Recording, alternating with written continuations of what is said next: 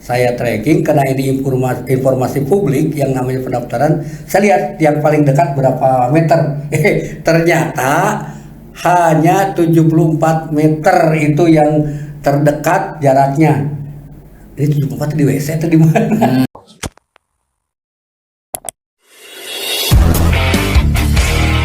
Bertemu lagi di podcast Apa Kabar Koran Gala. Kali ini kita akan berbincang masalah yang selalu menjadi masalah ya setiap tahun, yaitu PPDB. PPDB Provinsi Jabar tahun 2024. Pemirsa, seperti kita ketahui, PPDB tahun ini sebenarnya menimbulkan harapan baru sih ya, karena diawali oleh niatan yang cukup positif dari pemerintah Provinsi Jawa Barat, yaitu melalui penandatanganan fakta integritas dari seluruh stakeholder yang terlibat dalam kegiatan PPDB 2024. Ini artinya apa? Ini artinya ada keinginan PPDB tahun ini itu lebih bagus dari PPDB sebelumnya yang memang masalahnya luar biasa. Tapi ternyata dalam pelaksanaannya per hari ini, ketika PPDB tahap pertama sudah selesai, persoalan itu ternyata masih muncul ya. Terakhir persoalan ini terkonfirmasi oleh adanya pengaduan ke Ombudsman Jawa Barat, dan Ombudsman sudah mengeluarkan rekomendasinya bahwa sudah terjadi puluhan atau mungkin sekitar di atas 100 pelanggaran ya yang ditemukan oleh Ombudsman, sehingga Ombudsman kemudian mengeluarkan surat ke pemerintah daerah Provinsi Jawa Barat untuk mengambil beberapa langkah. Ada 6 rekomendasi dari Ombudsman Jawa Barat ke pemerintah Provinsi Jawa Barat untuk ditindaklanjuti agar PPDB tahap pertama ini dievaluasi, kemudian ada perbaikan di tahap kedua. Dalam pertemuan ini, dalam perbincangan ini, sengaja saya menghadirkan Kang Iwan Hermawan, seorang aktivis pendidikan yang tidak pernah lelah untuk berteriak menyuarakan hal-hal yang tidak beres dalam sektor pendidikan di Jawa Barat. Kang Iwan adalah aktivis dari Forum Aksi Guru Indonesia yang konsisten menyuarakan ini. Kita dengar bagaimana pandangan-pandangan Kang Iwan terhadap PPDB Provinsi Jawa Barat 2024 yang ternyata masih terus bermasalah. Damang Kang. Alhamdulillah sehat. Cikang kumaha PPDB ayeuna Kang. Apakah memang yang diawali oleh PJ Gubernur ya Kang Bey Teh Mahmudin ini ada dampaknya atau angger-angger wae seperti apa Kang? Ya. Kan sebetulnya saya dekat dengan teman-teman media. Saya sering ditelepon bagaimana Mbah Iwan di sekolahnya dengan persoalan PPDB. Kan saya sudah kirim rilis yang tahun kemarin, ganti aja tanggal tahunnya, karena masalahnya sama. Gitu ya. So, jadi tiap tahun sudah beberapa tahun, jadi pelanggarannya masih tetap, sehingga kalau dilihat di arsip berita di medianya, GTW tanggal jeng tahun gitu. Ada masalah nama angger. Nah, itu yang pertama. Jadi nyaris tidak ada perubahan. Awalnya saya optimis memberikan apresiasi baik kepada pemerintah Provinsi Jawa Barat maupun kepada Kemendikbud. Oke. Kemendikbud mengeluarkan keputusan dari Sekjen Kemendikbud nomor 47 tahun 2023 yang merevisi regulasi tentang PPDB khususnya zonasi. Wah, udah bagus Kang. Kalau kakak itu kakak baru dilampirkan kakak lama. Nah, dan nama di kakak itu harus sama dengan raport. Kalau orang tuanya meninggal harus ada surat kematian. Kalau misalkan cerai harus ada surat. Udah bagus gitu. Regulasi.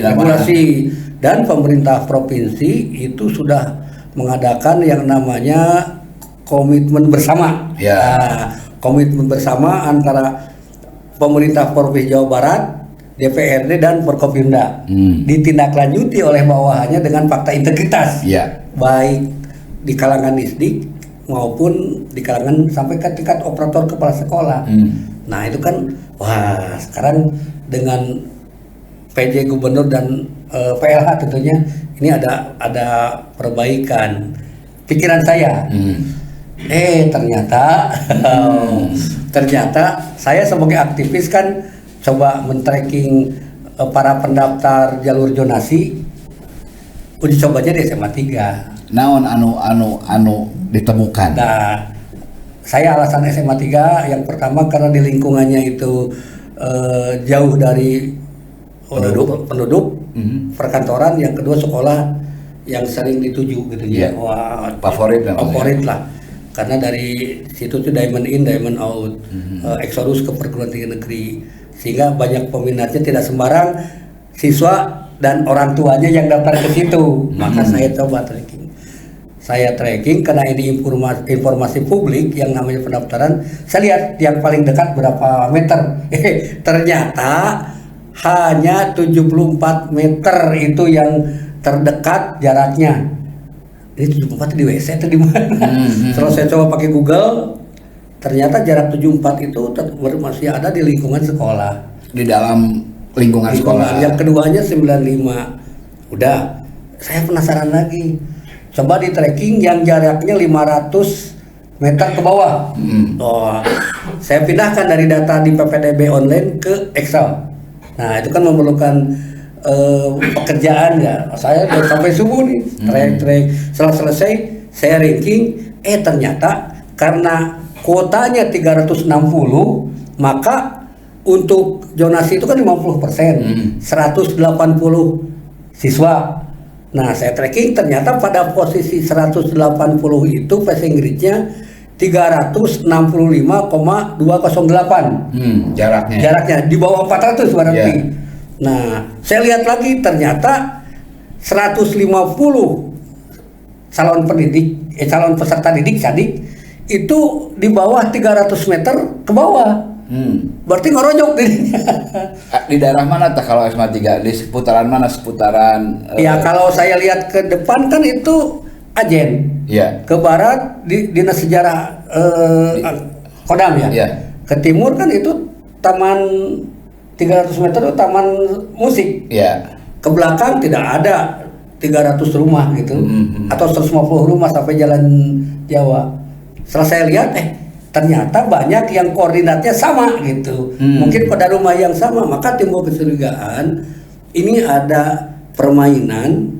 Yang pertama mungkin ada permainan kartu keluarga.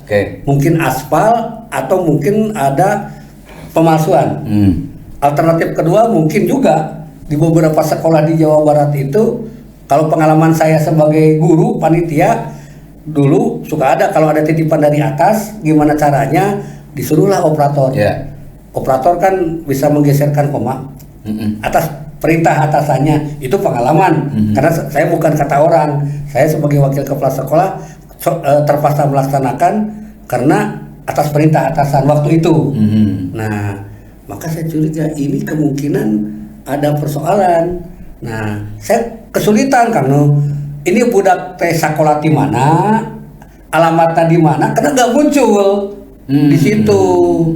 Nah, setelah saya baca di surat keputusan Sekretaris Kemendikbud, ternyata ada peluang. Di situ ditulis di pasal berakhir, untuk pengawasan tingkat daerah itu adalah APH dan Ombudsman berkewenangan untuk mengawasi PPDB. Ombudsman sudah bergerak dan sudah mengeluarkan rekomendasi untuk tahap pertama.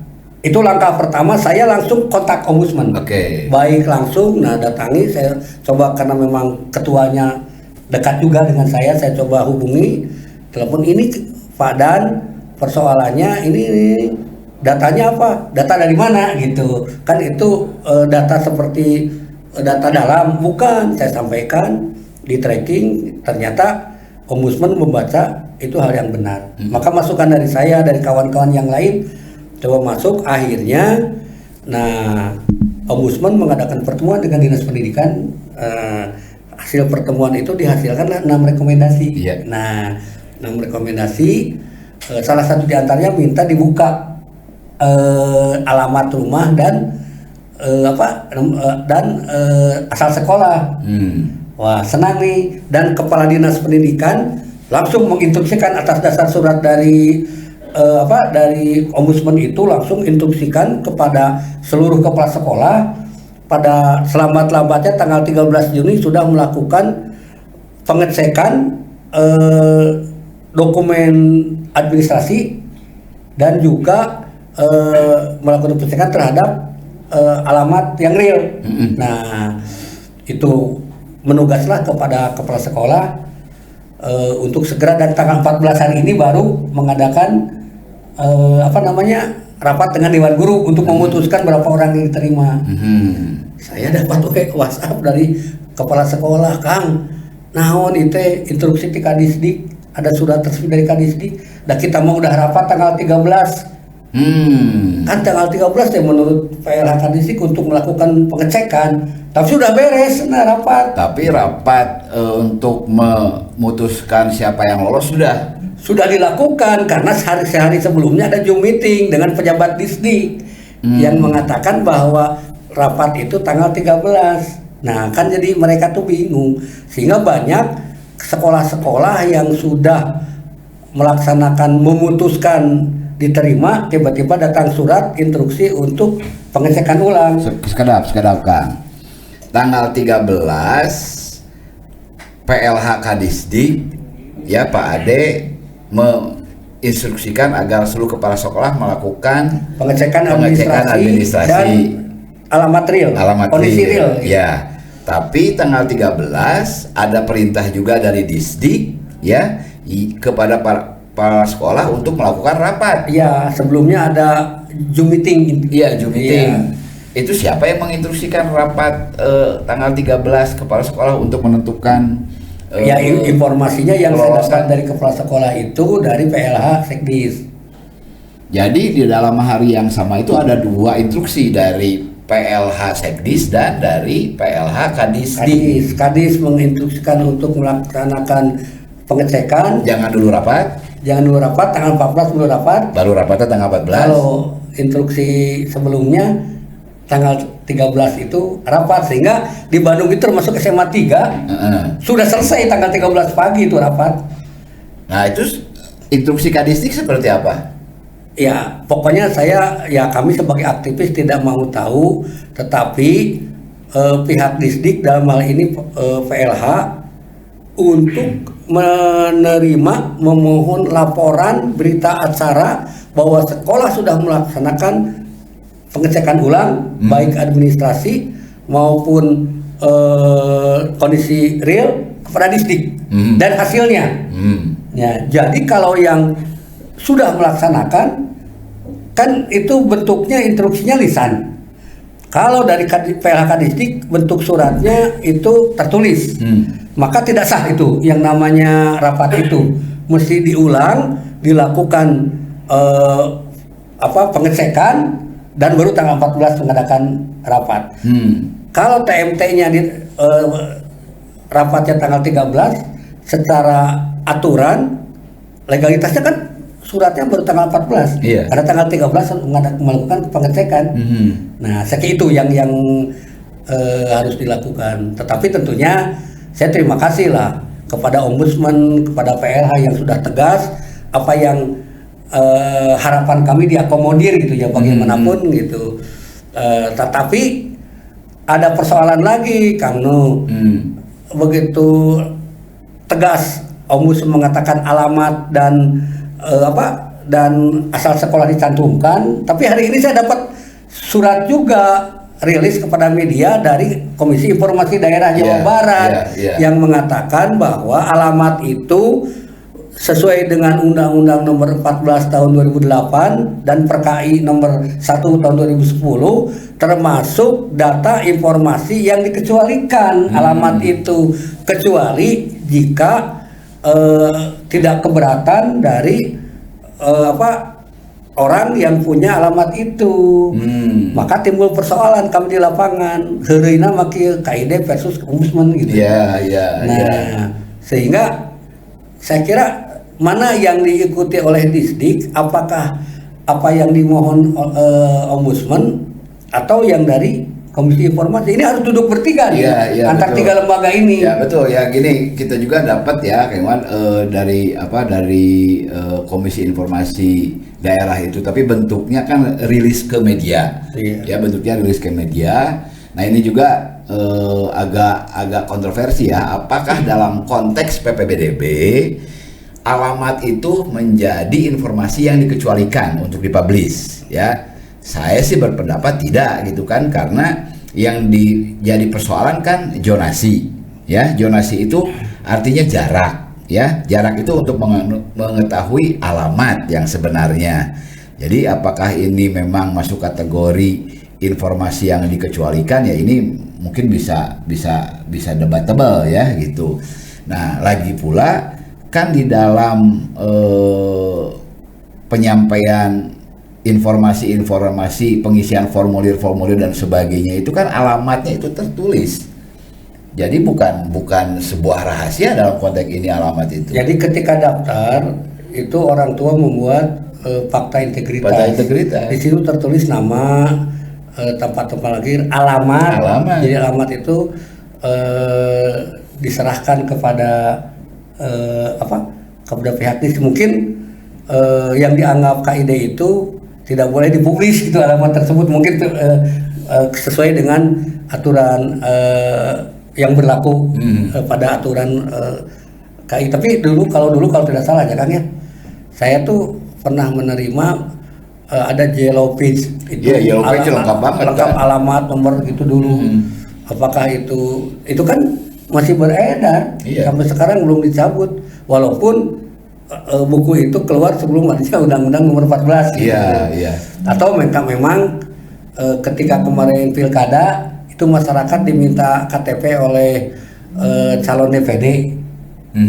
Kan itu ada alamat. Jadi kita memberikan data pribadi kepada calon DPD untuk bahan kepentingan pemilihan legislatif, untuk syarat dukungan. Syarat dukungan itu kan ya bisa saja kan si calon itu ya nanti kita undang lah di sini ya ketua tapi itu kan daerah bisa berdebat karena saya pikir Kang dan Satriana itu yang jadi ketua Ombudsman, mantan ketua KID Jawa Barat itu. Betul. Nah ini kita lewatkan dulu ya antara KID dengan Ombudsman, tapi yang jelas Ombudsman sudah mengeluarkan rekomendasi itu untuk melakukan perbaikan yang harus dilakukan oleh pemerintah Provinsi Jawa Barat, dalam hal ini secara teknis oleh Dinas Pendidikan terkait dengan PPDB tahap pertama yang sekali lagi masih tetap memunculkan berbagai persoalan.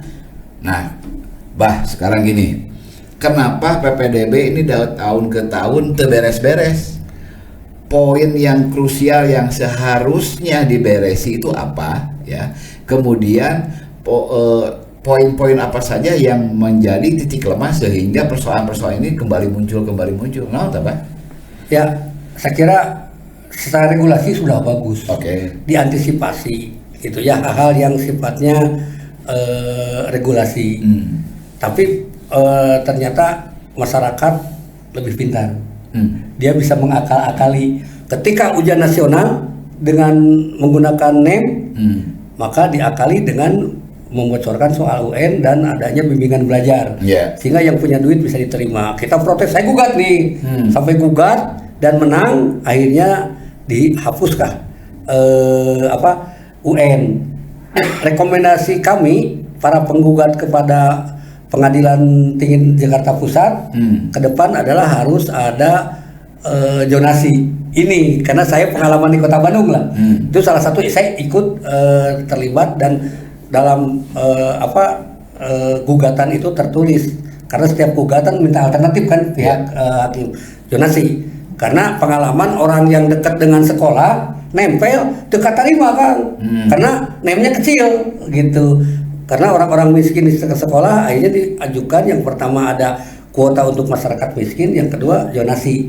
Tetapi diberi kesempatan bagi yang pintar dengan jalur rapor.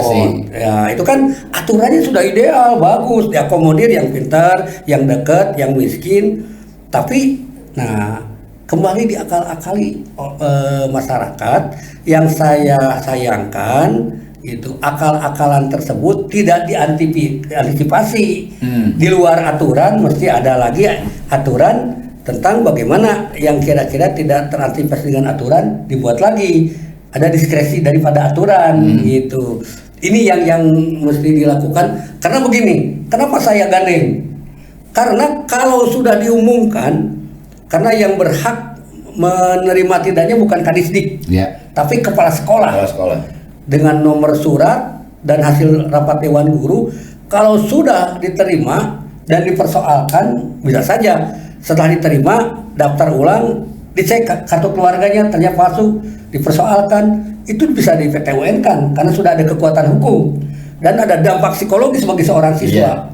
Dan KPAI bisa mempersoalkan. Pengalaman tahun kemarin saya buka aja Kang ya, ada yang oknum komite sekolah menggunakan surat keterangan palsu, sehingga ada 8 orang pakai suket palsu dan diterima gitu. Saat itu SMA 9 Bandung, karena saya yang tahu persis. Nah itu nggak bisa dikeluarkan anaknya, walaupun hasil perbuatan curang gitu. Dan saya kecewa juga baik pembuatnya dan penadahnya. Sekolah kan penadah, nggak diapa-apain. Kan gini, kan tadi secara regulasi oke lah udah bagus, tapi ada celah-celah yang memang diakali ya, terutama di sistem zonasi ini ya, diakal-akali gitu. Nah, yang mengakali itu siapa? Cara mengakalinya seperti apa? Kan mau mungkin atunya orang tua melakukan tindakan-tindakan pelanggaran hukum sendirian, kan pasti ada. Misal gini, masukkan kakak, ya kan kakak itu juga dikeluarkan dari instansi Disduk Capil, itu seperti apa? Kan mau mungkin kita nyetak kakak baru. Ada 2 hal yang memungkinkan untuk melakukan kecurangan. Nah yang pertama, karena saya dulu pernah jadi panitia, pernah jadi wakil kepala sekolah, maka yang mengerjakan di sekolah itu adalah operator. Operator yang menginput data dari masyarakat diinput oleh operator.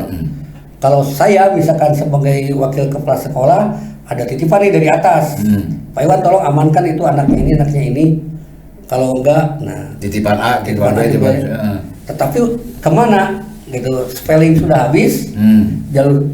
Nah, ntar soal spelling kita ngobrol ya khusus ya. Spelling sudah habis, maka diakali, sama operator aja. Sehingga di situ bukan anak guru pun bisa ditulis jadi anak guru, jarak jauh pun jadi jarak dekat. Karena mereka atas instruksi atasannya gitu melakukan itu. Yang pertama itu. Jadi yang sudah yang namanya kecurangan itu lewat spelling dan operating. Ya saya ngobrol bukan senang gitu. Itu. Yang kedua kemungkinan adalah merekayasa yang namanya kartu keluarga. Hasil temuan kami dengan kawan-kawan coba bertanya, bukan penyelidik, cari informasi. Maka dari teman-teman ada masyarakat ya ibu-ibu sosialita ternyata tidak keterima. Dia sudah melakukan itu karena kuotanya di atas 300 curhat. Akhirnya ngobrol. Ya sangat sebutkan namanya karena dia lewat telepon dia mengatakan bahwa ada yang disebutkan backnet. Kumaha backnet. Jadi misalkan saya orang Riung Bandung nih. Saya buat kartu keluarga pindah ke jalan Bali. Ada dekatan kayak SMA Tilu. Nah, itu kan SMA Tilu. Itu menurut dia. Dengan seluruh keluarga termasuk pembantu. Nah, setelah masuk termasuk pembantu, jadi kami punya kartu keluarga Jalan Bali. Benar kata pindah? Belum tentu. Yang penting kartu keluarga. 6 bulan kemudian, gitu, buat lagi kartu keluarga dengan alasan pembantu pulang. Karena pembantu membuat surat pindah ke kampungnya. Ada 2 kan? Berarti ada 2 kartu keluarga. Karena aturan waktu daftar PPDB itu harus didampingi oleh kakak yang lama, maka ketika daftar menggunakan kakak yang baru yang tidak ada pembantunya. Nah, pendampingnya itu yang ada pembantunya.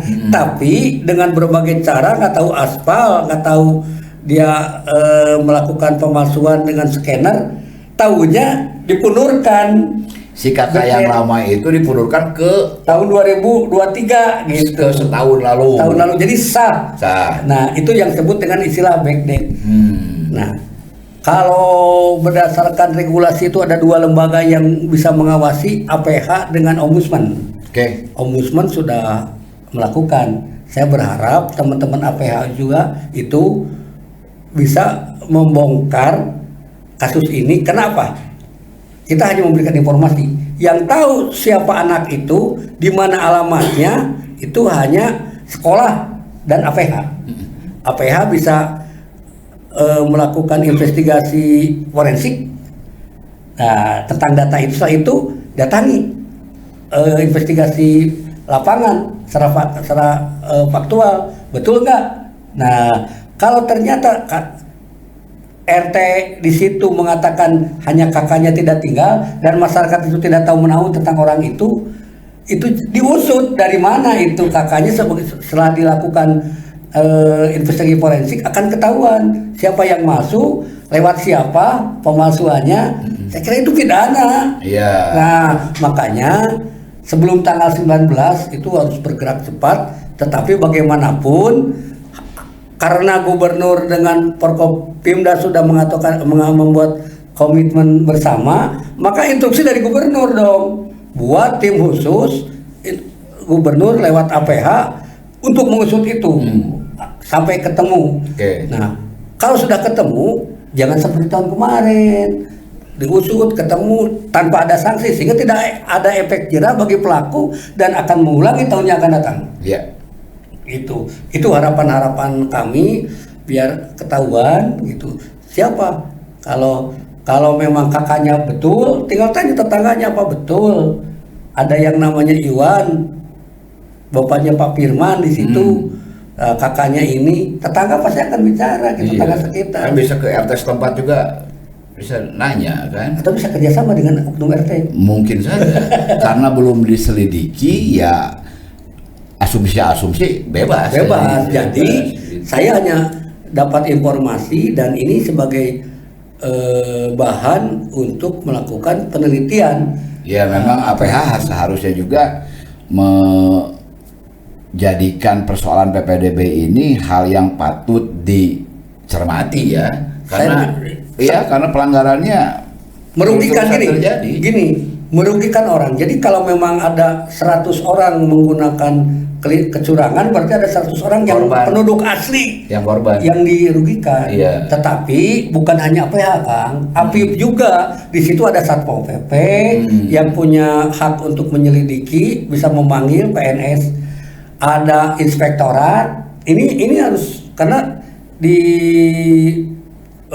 surat di SK Kemendikbud itu ya termasuk inspektorat sebagai APIP. APH bekerjasama. Dan itu kalau dibongkar dan itu langsung diinstruksikan oleh seorang PJ gubernur, kita hormat. Jadi Satpol PP untuk ngudag-ngudag PKL Hungkul ini juga penegakan hukum juga. Sekarang sudah mulai. Pak Ade sudah mengatakan jangan menganggap saya sebagai yang hanya mempersoalkan Satpol PP, tapi kadang-kadang di lapangan tidak tahu.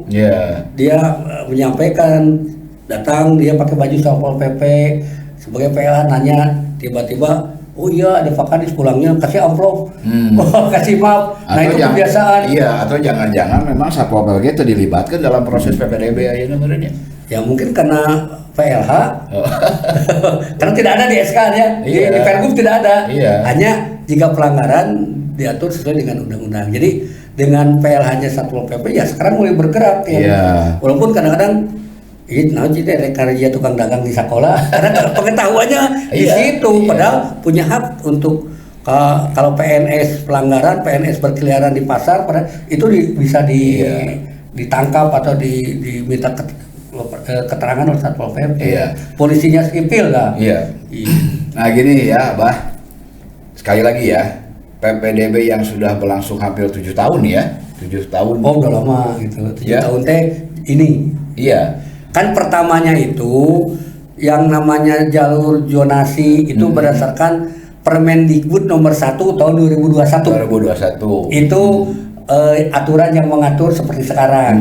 Tiap tahun itu tidak ada Permendikbud yang mengatur kecuali ada surat keputusan Sekretaris Jenderal Kemendikbud itu yang digunakan gitu. Jadi tetap jadi sejak dikeluarkan itu sampai sekarang ya nyaris tidak ada perubahan.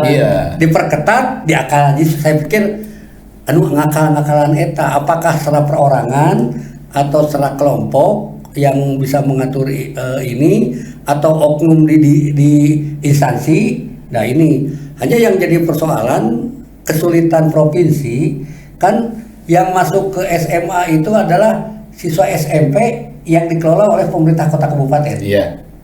Kalau ada persoalan termasuk jalur rapot, jalur jalur zonasi, semua dokumen itu dibuat oleh instansi di bawah kota kabupaten. Sehingga sulit untuk melakukan tindakan langsung dari provinsi kepada instansi yang ada di kota kabupaten. Nah ini saya kira jadi persoalan karena pengelolaan, maka diperlukan suatu koordinasi antara provinsi dengan kota kabupaten berkaitan dengan ini. Kalau saya ngobrol dengan Pak Ade, sudah dilakukan antara Satpol PP provinsi dengan Satpol PP kota kabupaten karena pasukan banyak di kota kabupaten kan untuk melakukan. Nah kalau sudah ada koordinasi begitu ya bagus, termasuk di Dukcapil provinsi dengan di kota kabupaten. Ini saya kira diperlukan ada karena ini masih Indonesia kan, tidak aing-aingan. Jadi itu kalau dari SD ke SMP nggak ada masalah karena masih satu pengelolaan yang sama. Dan ini jadi pemikiran ke depan pasal yang mengatur tentang adanya kerjasama koordinasi antara distrik provinsi dengan distrik kota kabupaten untuk menangani persoalan-persoalan jika ditemukan persoalan seperti sekarang. Oke, yang terakhir nih, Bah. Apakah PPDB yang selalu bermasalah ini terkait dengan kesenjangan sarana dan prasarana sekolah ya?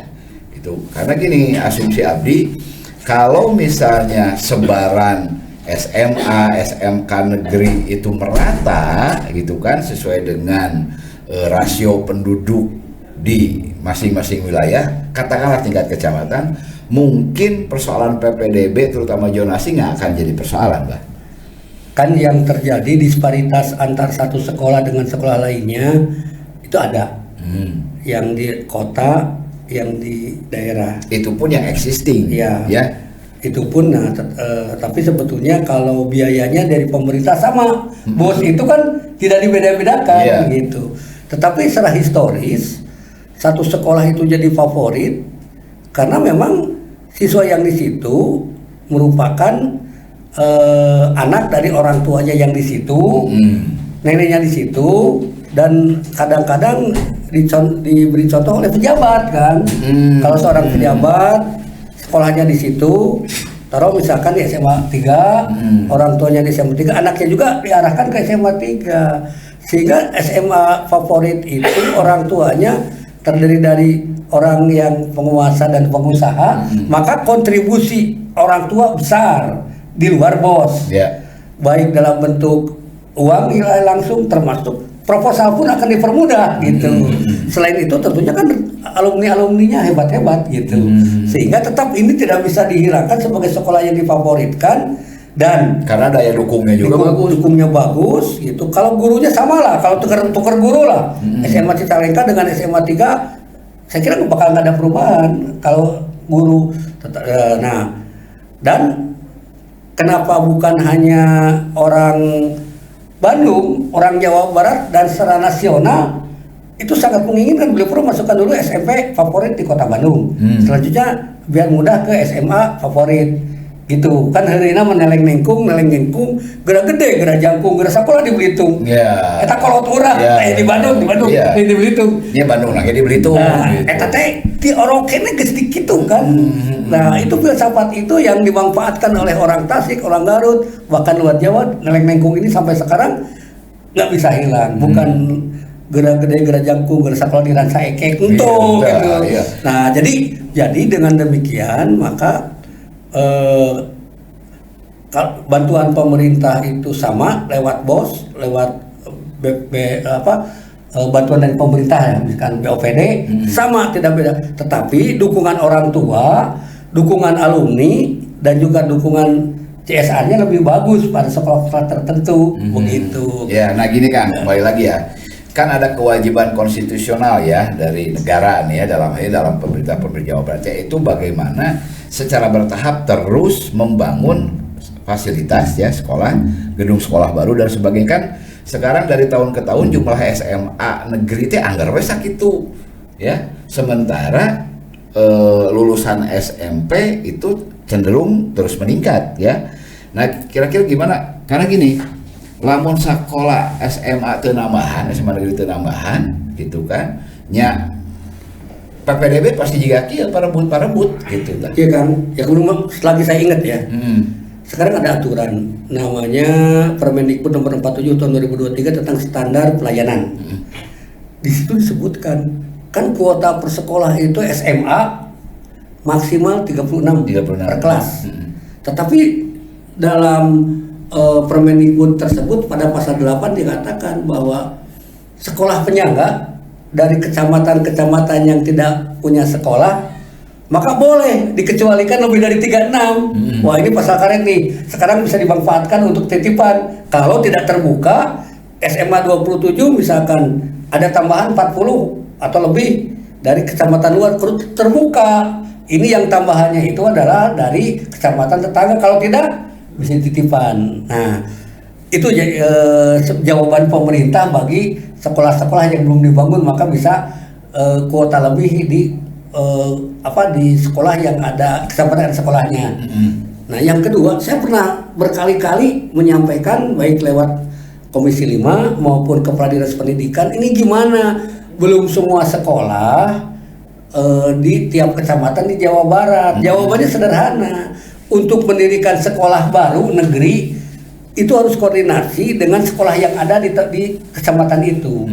Di situ ada sekolah-sekolah swasta. Kalau ada negeri maka mati. Itu masalah kan. Jadi tidak semudah itu.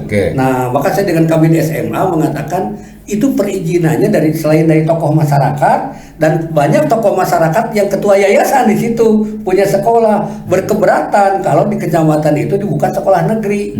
Nah, itu satu persoalan lain gitu.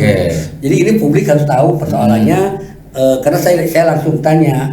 Nah, bagaimana caranya? Tetapi yang penting walaupun tidak setiap kecamatan itu, tidak semua, tetapi bagaimana kualitas dari sekolah itu. Kalaupun begini, SMA favorit di Kota Bandung, kontribusi dari masyarakatnya banyak, sedangkan di Rancabuaya sedikit, maka itu harus ditutupi oleh pemerintah. Jangan memberikan bantuan yang sama dari Jakarta sampai ke Papua. Sekarang bawa sama kan, BOPD beda sedikit. Nah, makanya lebih baik ya, kalau bagi saya lah sekolah favorit yang seperti bantuan dari masyarakatnya besar cukup tong digratiskan, jangan politis. Jawa Barat gratis, yang enak tuh. Yang sekolah itu sudah maju, orang tua susah digratiskan bantuan, sementara yang di daerah kontribusi masyarakat tidak ada, gratis, terjadi disparitas kualitas.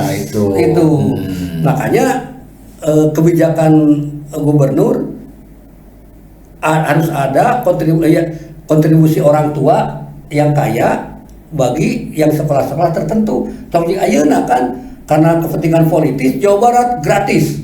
Anu di daerah ke jemilu gratis jadi ripuh sih sekolah. Sementara di kota sudah dapat sumbangan gitu. Walaupun gratis, kontribusi masyarakatnya gitu. Kan boleh, tidak boleh melarang ketika ada orang tua ikut beribadah menyumbang sekolah, kan namanya ikut beribadah. Orang mau beribadah dilarang sumbangan, nah jangan ditangkap. Nah, jadi persoalannya yang ke depan tentang anggaran pendidikan tentunya harus dipertimbangkan. Maka sekolah favorit itu dikarenakan ada disparitas kualitas sekolah, akibatnya tidak zonasi diakal-akali, prestasi diakal-akali. Itu ingin tetap karena outputnya kan, kalau saya lihat SMA 3 itu diamond in, diamond out. dan setelah Diamond out, eksodus ke PTN.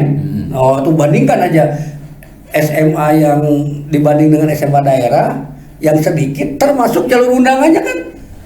Kalau dari situ lebih banyak, maka sekarang eksodus dari Belitung ke Barubur, dari Belitung ke Jatinangor gitu. Karena sebagai kan orang tua berpikir ingin anaknya gitu, bukan hanya orang Jawa Barat, banyak pejabat-pejabat di luar Jawa yang menginginkan hanya diterima di PTN, jalurnya lewat SMP favorit di Kota Bandung dan masuk SMA favorit, biar memudahkan jalur. Itu real di lapangan gitu. Dan itu sah sebagai ikhtiar bahkan? Sah gitu, dilakukan gitu. Yang tidak sah itu akal-akalan untuk bagaimana memastikan bisa diterima di SMP favorit atau di SMA favorit. Dan celakanya tahun yang lalu difasilitasi oleh pemerintah dengan spelling. Spelling itu satu sekolah ada kuota dilonggarkan. Kalau sekolah itu 360, maka di PPDB online jadi 320, sehingga ada 40 spelling untuk penerimaan jika ada titipan. Tahun sekarang kebijakannya tidak ada lagi spelling, maka karena tidak ada spelling, tidak ada kesempatan lagi masyarakat untuk nitip, maka beralih kepada zonasi dan prestasi dengan melakukan indikasinya rekayasa daripada dokumen. Karena dokumen itu tidak ada hak panitia atau sekolah untuk memverifikasi di aturannya.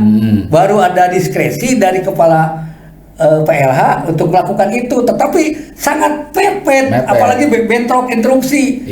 19 harus dibuka. Ini kalau seharusnya itu diregulasinya diatur bahwa sekolah berkewenangan untuk melakukan verifikasi dokumen, verifikasi administrasi dan data faktual dari awal. Kalau sudah begini kan sudah maghrib gitulah, misalnya perempuan ya sekolah yang sudah melakukan rapat sudah selesai, tidak lagi mau melakukan koreksi karena paginya rapat, siangnya baru keterima suratnya.